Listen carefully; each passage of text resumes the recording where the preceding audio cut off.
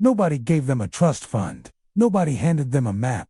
They started where most people start, with almost nothing, and somehow ended up owning pieces of the world. But here's the thing, nobody tells you. Every single one of them made the same type of bet at the same type of moment. Different industries, different eras, different names, same move. In the next 20 minutes, I'm going to break down the most iconic self-made billionaires in history, who they were before the money, what they actually did that nobody else was willing to do, and the one decision that changed everything. Some of these stories will make you want to quit your job.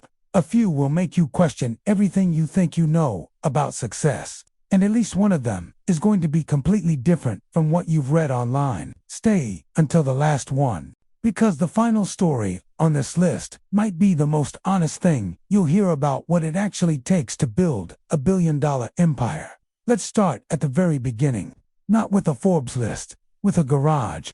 Elon Musk, the man who bets everything, every time a 24-year-old South African immigrant drops out of a Stanford PhD program after 2 days. Not because he failed, because he had a different idea of what was worth his time.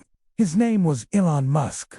And that decision 2 days in, walking away from one of the most prestigious academic programs in the world, was just the first of many times he'd choose the possible over the comfortable. Most people know the Musk myth, PayPal, Tesla, SpaceX. What most people don't know is that by 2008, all three companies were simultaneously on the verge of collapse. Tesla was weeks away from bankruptcy. SpaceX had just watched its third rocket explode. He had invested his entire PayPal fortune, all of it, into both companies. He was sleeping on friends' couches and borrowing money to make payroll. He didn't pivot. He didn't take a safe exit. He split his last $35 million between the two failing companies and bet that at least one of them would survive. SpaceX's fourth launch, funded by that final injection of cash, was the first privately built rocket to reach orbit in history. 3 weeks later, NASA gave SpaceX a $1.6 billion contract. The lesson isn't be reckless. The lesson is that Musk consistently identified moments where the cost of failure was survivable and the cost of not trying was permanent. He was willing to be wrong in ways most people aren't. That's not bravery. That's a very specific kind of calculation.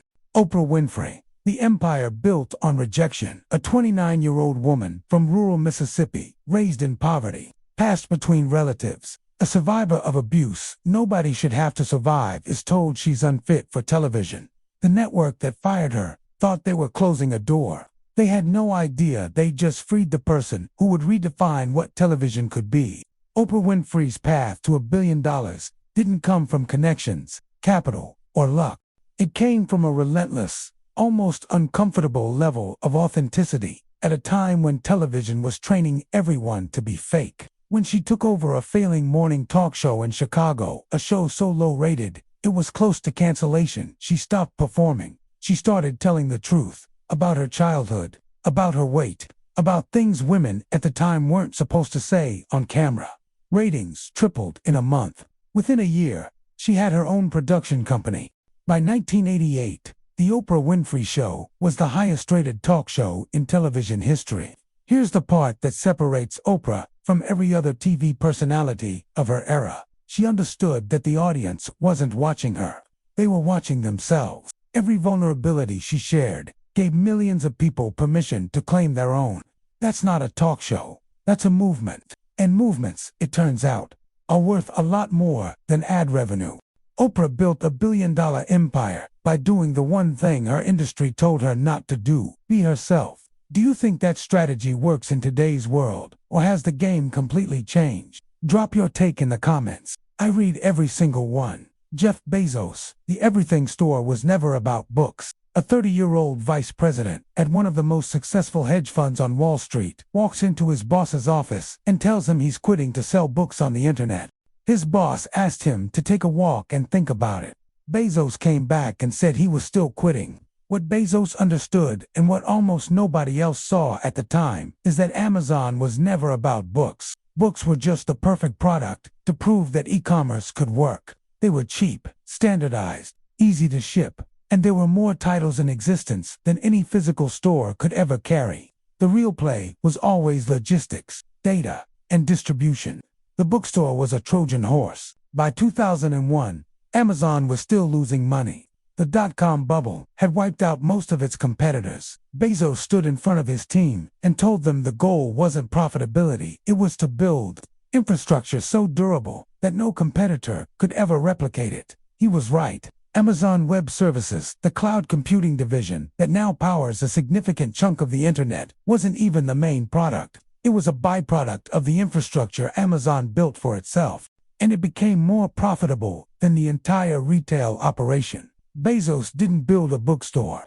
He built a machine that could sell anything, store anything, and deliver anything. The books were just a story he told while he was doing it. Sarah Blakely, the billion-dollar problem nobody wanted to solve. A 27-year-old woman is getting ready for a party, looks in her mirror, and cuts the feet off a pair of pantyhose. That moment, mundane, accidental, and completely unglamorous, was the origin of Spanx, a company that would eventually be valued at over $1 billion, built from a $5,000 savings account and a patent filed without a lawyer. Sarah Blakely had no background in fashion, no connections in retail, no manufacturing experience. What she had was a problem that every woman she knew had, and zero tolerance for the assumption that the problem couldn't be fixed. She spent a year cold calling hosiery mills, most of whom told her the idea was either ridiculous or simply not worth their time.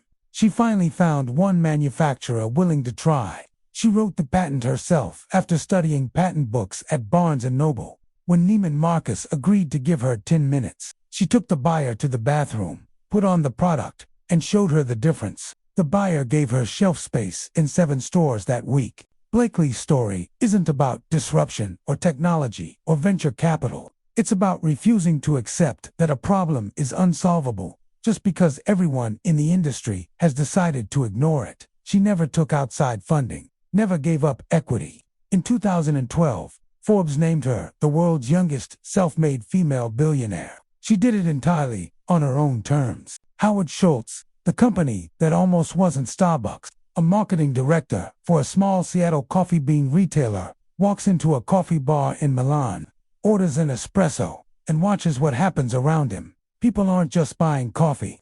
They're staying. They're talking. They're making the place part of their day. Howard Schultz came back to Seattle with one idea: bring that experience to America. The owners of the coffee company he worked for said no. They were in the bean business, not the restaurant business. So Schultz left, raised money from 242 investors, 217 of whom said no first, and opened his own coffee bar.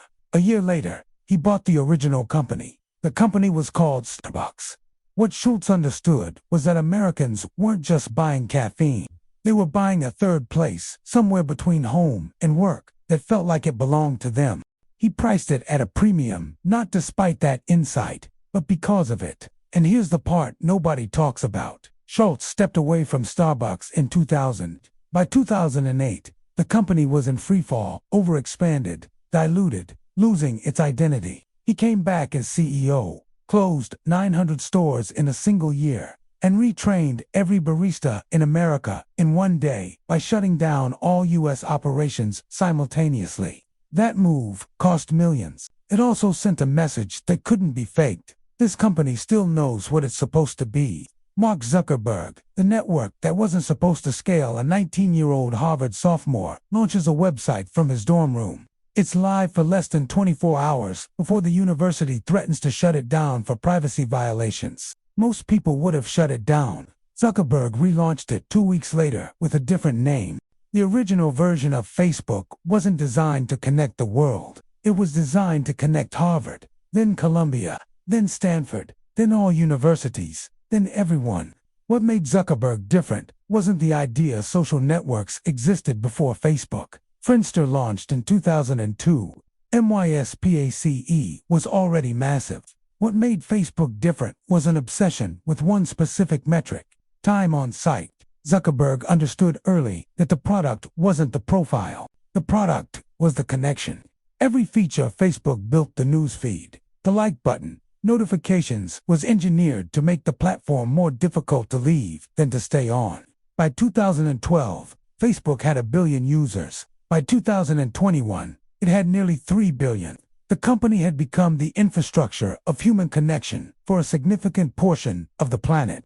Whether that's an achievement or a warning is a question worth sitting with. Either way, it was deliberate, every single step of it. Jan Koum, the WhatsApp founder, who was once on food stamps. This is the one I promised you at the beginning, and it might be the most honest story on this list. A 16-year-old Ukrainian immigrant arrives in the United States with his mother. They have almost nothing. They live in a small apartment.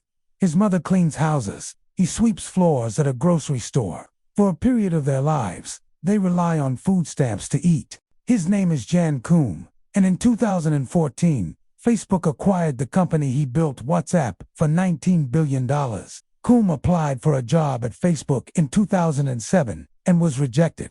He applied to Twitter and was rejected. He was working at Yahoo, teaching himself to code in his spare time, building things nobody had asked him to build yet. WhatsApp launched in 2009 with one purpose: allow people to share their status at the gym, at work, on a call without paying international SMS fees. It was almost laughably simple. It spread through immigrant communities first, people who understood, intimately, what it meant to have family on the other side of the world, and a phone bill that made staying connected feel like a luxury. By 2014, WhatsApp had 450 million users. Koum and his co-founder, Brian Acton, had a team of 55 people. Facebook paid $345 million per employee to acquire them. Koum signed the acquisition papers at the welfare office, where he and his mother used to pick up food assistance. He didn't do it for the press. He did it so he wouldn't forget. That's not a rags to riches story. That's a man who built something real for people who needed it, and never once forgot why he was building it. 7 improbable stories were told here. Is there something you are failing to do because you are waiting for the right moment? Write it in the comments. Remember, the right moment does not exist. The right moment is now. Get inspired by these stories and make it happen too. It doesn't have to be a big project like theirs, but already bringing to life what is ours is already worth a great deal. Let's get to work. The next video is going to flip this entire story. We're looking at the billionaires who had everything and lost it all. What they did wrong, what they missed, and what it actually means to fall from that height. That's next. Every billionaire who lost everything explained in 14 minutes. If you don't want to miss it, subscribe. It drops this week. See you in the next one.